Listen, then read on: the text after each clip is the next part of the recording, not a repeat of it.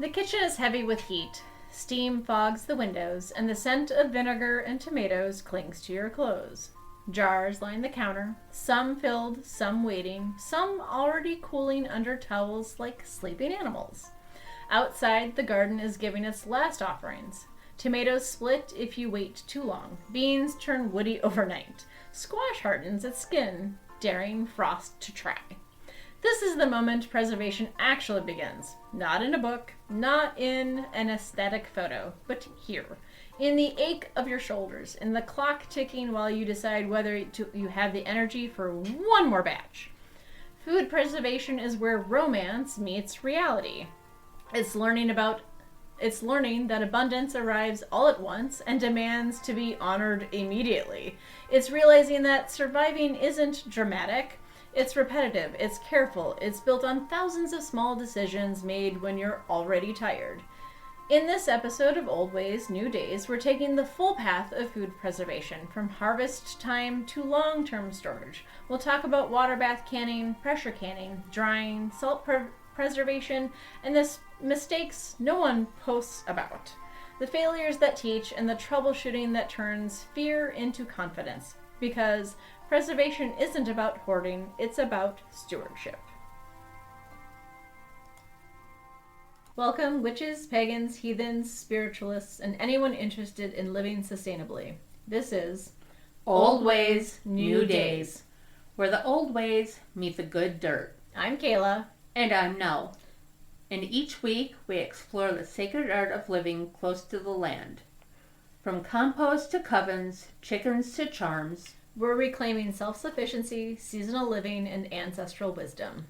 whether you're stirring your cauldron or your soup pot, This is a space for wild-hearted folk walking the homesteading path with intention, magic, and muddy boots.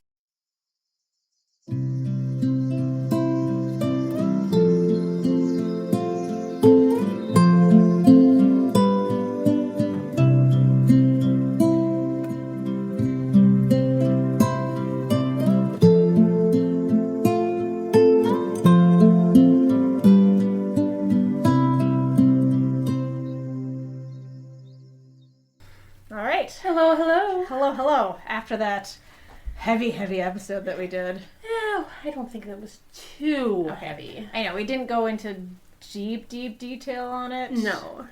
I think that it was fine, because I obviously didn't read it before we recorded it. Yeah. No, it was good. Yeah. I still haven't read the book, but yeah, I'm going to read that book. Right. So here's your palate cleanser for those of you who Haven't had one yet. haven't had one yet and did listen to last week's episode. So yeah, we're going to talk about food preservation. I know everyone's been clamoring for this episode. Yeah. I know it's a little out of season because at least here in the Northern Hemisphere, we don't really have a harvest to preserve at the moment. But maybe, unless you're in the Southern Hemisphere. Or that, or you've ordered some stuff to be shipped up to your place. I suppose, yes. Because, people do that. Yeah, I mean, there's a lot of different food ordering subscriptions that you could get. I mean, technically, I do Butcher Box, not sponsored. Not yet. Which, I mean, I do highly recommend. Their meat quality is very high, and I do enjoy the what I get from them. I suppose I could try and preserve meat from them at some point. Yeah. But preserved meat is a very that is a lot harder and a very touchy, and it is a lot finickier. Finickier. Finny. It's a lot finnier. The only way I preferred my preserved meats is like in a jerky. In a jerky. Yeah. You don't like canned. No. Canned tuna and canned chicken and. I don't care for that. No. And I mean, yeah, to each their own. I mean, I'm personally not a fan of sardines, but. No offense to anybody that likes them. I'm not a fan of seafood, period. Yeah, it is definitely an acquired taste. And The boyfriend likes seafood a lot. The daughter does, but then again, she spent her formative years living on the coast, where it was fresh and plentiful, and yeah, I think if I grew up around it and eating it fresh, maybe, but now we're in the middle of the continent, and it's not fresh, and then working at a casino that had seafood Thursdays and going in the morning and. Oof, yeah. All you could still smell is from the night before, and it's just not a pleasant smell. No. Day-old seafood? Yeah. No. It's like, it just gets up in your sinus cavity and just sits there all day. Yeah. Not pleasant. All right, so let's dive in. So, preservation actually begins in the field. So long before a jar is filled, preservation decisions are already being made. You have to decide on your harvest time. If you harvest too early, your food lacks nutrition and flavor. Harvest too late, and your spoilage accelerates. Morning harvest, you preserve moisture and structure. Evening harvest, it might be dried out from a hot day. You never know. Selection is safety. Preservation cannot save compromised food. Disease spreads invisibly. You can't see if food already has been compromised, unfortunately. Bruises can become breakdown points. Pest damage invites contamination. So you want to cut that crap out. You want to cut it generously. Cut it out! Yep. Compost without guilt. So don't feel guilty if you gotta chuck that tomato with the bruise. Yeah. Or just eat it right then and there. You don't have to preserve everything. Yeah. Cherry tomatoes, those don't last long for me. Right. And then, workflow planning. Make sure you stage your produce by type and urgency. Prepare tools before harvesting large quantities, and build rest into your plan because exhaustion causes mistakes. So, water bath canning preserves high acid foods by controlling heat, time, and environment. Appropriate foods, fruits and fruit butters, jams and jellies, pickles and relishes, tomatoes with added acid. Crucial details are pH must be 4.6 or lower. Jars must be fully submerged. Processing time begins at a full rolling boil. Altitude adjustments are mandatory, not optional. So when water bath canning on the shore, which is where I learned when I was, living on the coast, is way different than water bath canning in the middle of the continent where I'm, 1,000 feet above sea level. So all of that, you have to take all of that into consideration. Common failures are floating fruit caused by air retention or loose packing. Seal failure, often due to residue on the rims or defective lids. Siphoning, rapid temperatures or pressure changes. Troubleshooting, remove air bubbles deliberately. Let jars cool untouched for 12 to 24 hours. Reprocess promptly or refrigerate your failures. Water bath canning teaches discipline. Every step matters, even the quiet ones. Right. And leaving them untouched is the hardest part for me. Of course it is. Because I want to hear that pop. You're like, have you popped yet? Have you popped yet? Touch. So that's why when you do your water bathing, yeah, you need to call me up and be like, hey, I just did my water bath and I need to leave my jars untouched. Come distract me. Let's go shopping. Come distract me. Right. Let's go to the zoo or something for like a few hours. Yep, so pressure canning. So I actually got a pressure canner as a gift.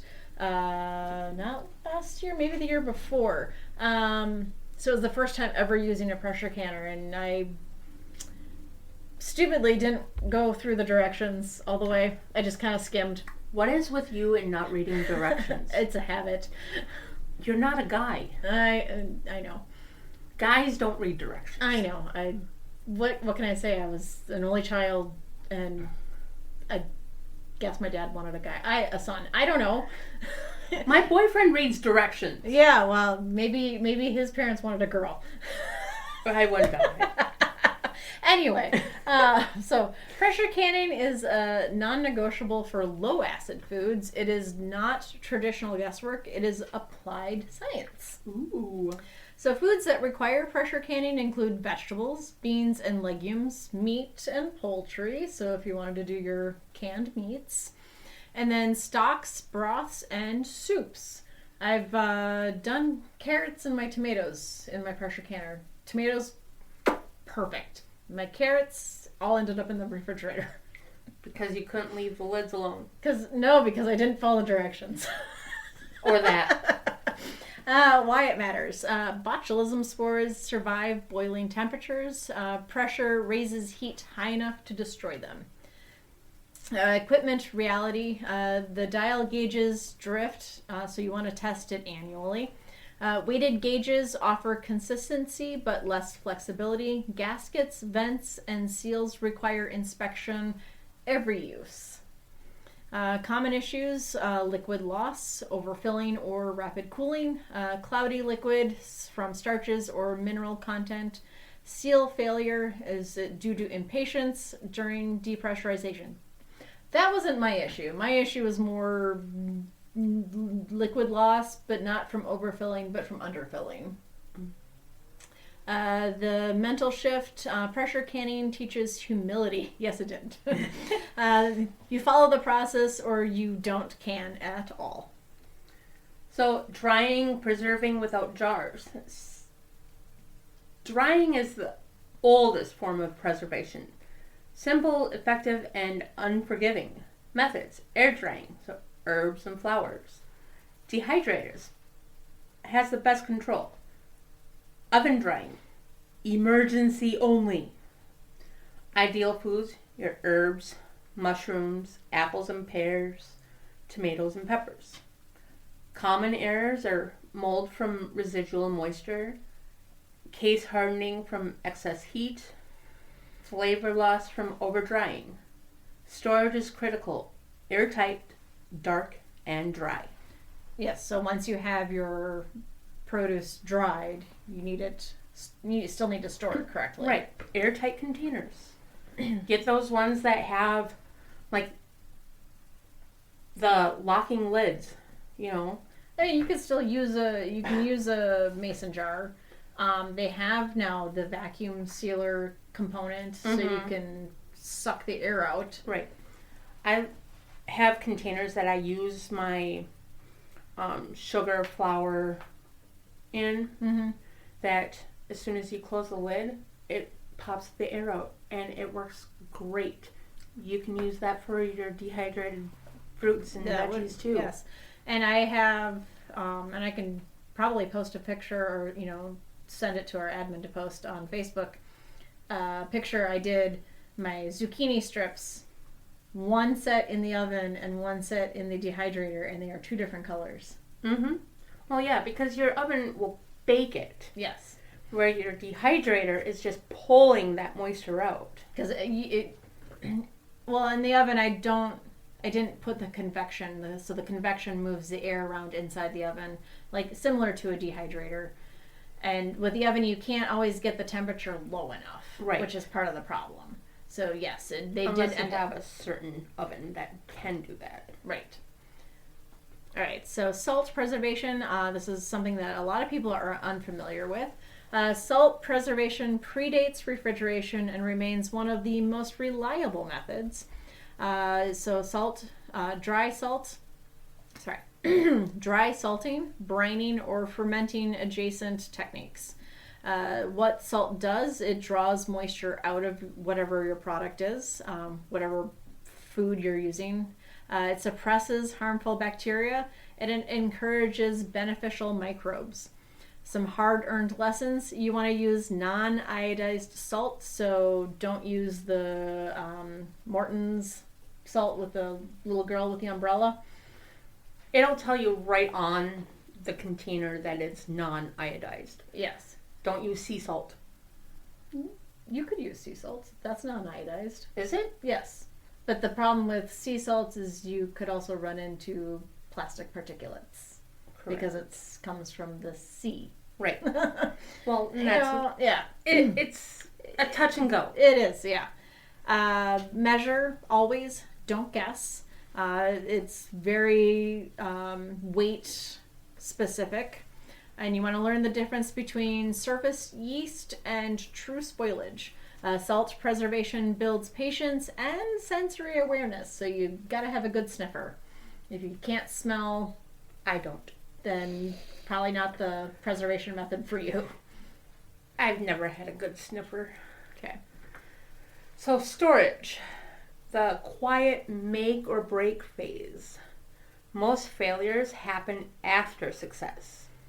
So your ideal conditions, cool, stable temperatures, darkness, and minimal but vibration. So if you're living near a set of train tracks, Like me?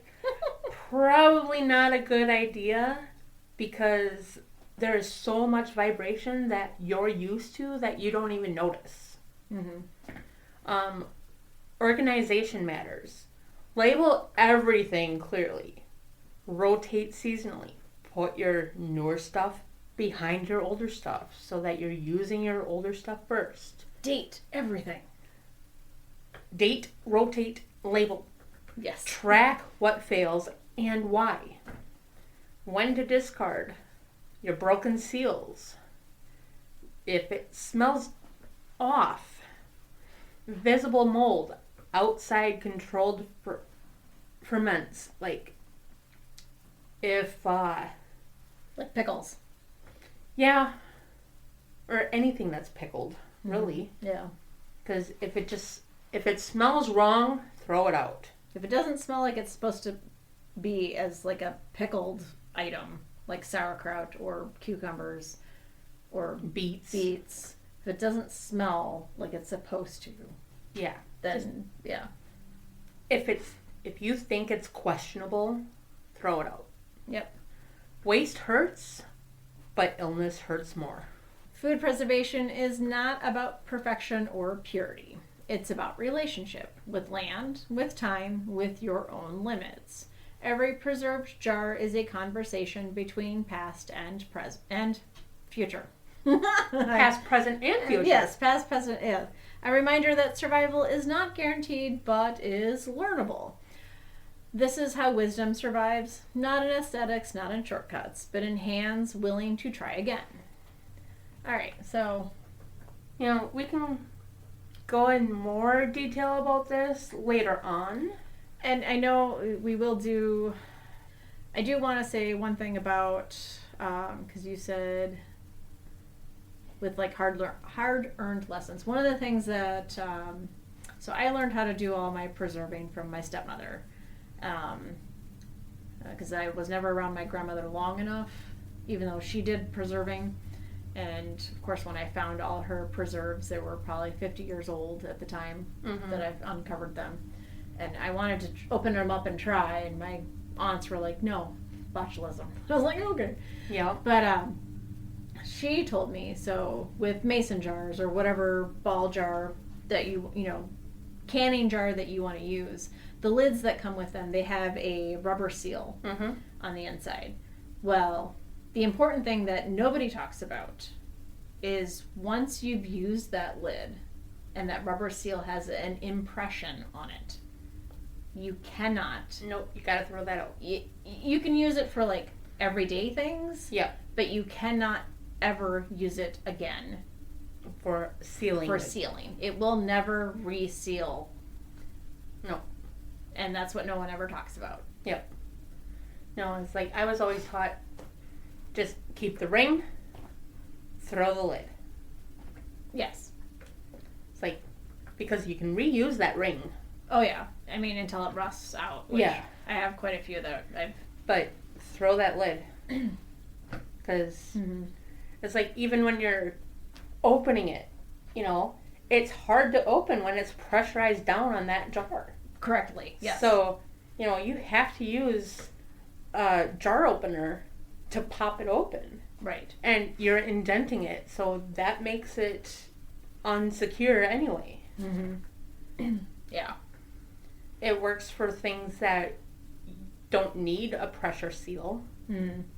So like if you're going to make like a dry hot cocoa mix, you can use it for that.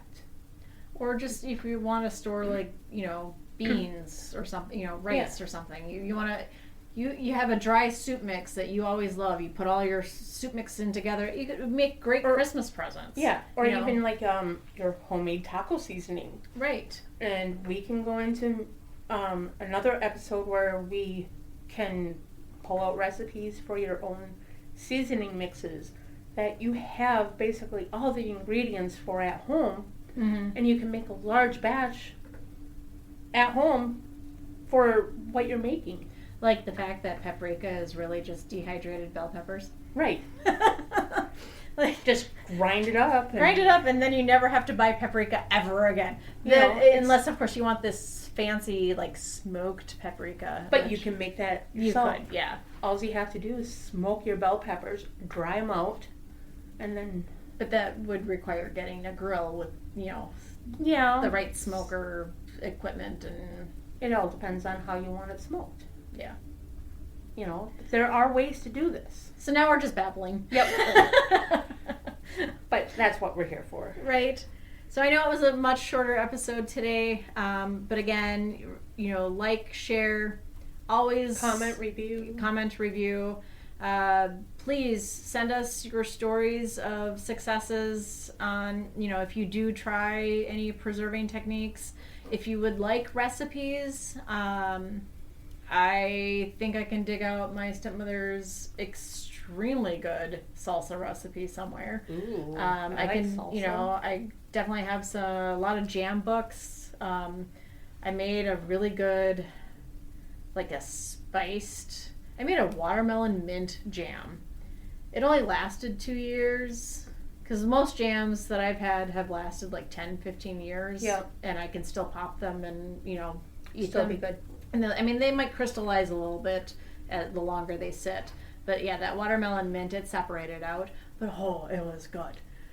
Until it's separated, and then, yeah. But there's, there are things that you can do, and there's surprising recipes that you can find, Right. just on the internet even. Yeah. But, if you want tips or, tricks or techniques, please send us an email, send us a message on Facebook Messenger, or comment on a Facebook post. Yeah, we can even have like a little group one on our Facebook page where we have just recipes for people. We can make a separate little tab for that where, it'll be easier for everybody to find and they can add their own on some comments. Yeah. I think we can figure out how to do that. Or, well, one of our admins can. Right. They're more tech savvy than I am, that's for sure. I know. And then, of course, you can always send us. We have a P.O. box. The address is listed on Facebook. You can always send us stuff if you don't like. If you want us to try some of your stuff and see if it grows up here. Yeah. We'd be willing to try new seeds. Right. I know the last time I bought seeds, they sent me, I think I still have them somewhere. They sent me wasabi. Ooh. And then, of course, I was looking into wasabi, and when you get sushi at the grocery store, the actual wasabi that's in there isn't true wasabi. It's like horseradish with dye and some other stuff, and I'm like, oh, okay. I don't know if I want to grow real wasabi, considering how spicy it is, and I'm not a spice person. Well, it's a good thing that my boyfriend's roommate loves spicy food, so we can always let him try it. Yeah. Well, so the plan is, I'm going to order a tower, right? A grow tower. Yep. We're going to sneak it onto your balcony. Yep. Well, I don't think he minds the garden on the balcony. Okay. It's the processing of starting the seeds indoors that he's having an issue with right now. How many... Oh, yeah, we should do an update, by the way. How are your... No. Your herbs, They're nothing. they're nothing. The one that was growing is just lanky. It's So, light source is too far away. well, it's the big bay window. Well, the door. You know, that's it's the only window I have, and I need grow lights. You need yes. So light source is too far And away. I need space. Like the plants that I do have, some of them I've started at just, a leaf, and some are taken off, some are not. Yeah, I have Like my Christmas cactuses. I have two, or a Christmas one and a Thanksgiving one, I believe. And yeah, they're kind of growing, but yet they don't. Well, and remember, it's also winter, so it's less watering, less growth at this time of year, Right. for us, in the northern hemisphere. Yep.